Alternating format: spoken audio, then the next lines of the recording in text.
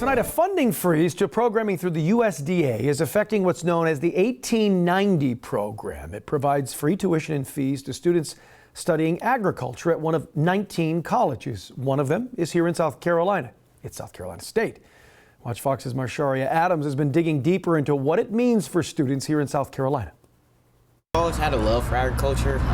Back home in Rock Hill, my family has a family farm.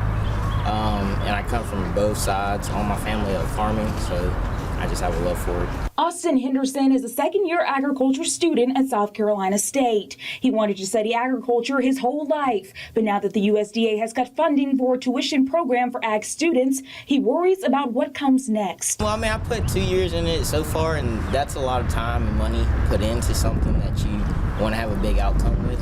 So it would be tremendous to be able to finish out those other 2 years and finish what I started. The 1890 program is a scholarship created to help students attending historically black colleges and universities in underserved and rural areas. The program provides full tuition and fees for students at one of 19 universities.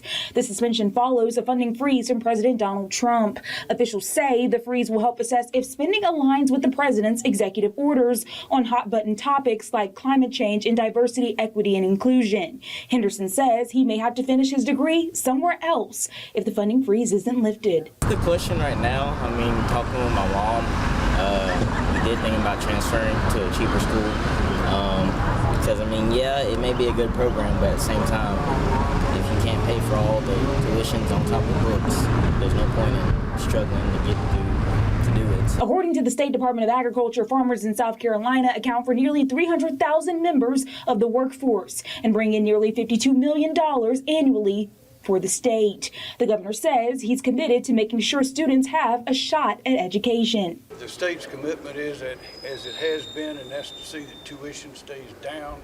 We've been doing that for years, but we want to be sure that our people have every opportunity to rise and to thrive. And I think South Carolina State and other schools have demonstrated that they can do that. Like, it's a bigger picture involved, so they may have their reasons for it, but there may be something that's going to come up that's going to be a better situation for it. According to South Carolina State, the 8 students who are a part of the program will get to continue, but right now they are not admitting new students while they continue to monitor the situation. In Columbia, Marsharia Adams, Watch Fox News, Local First.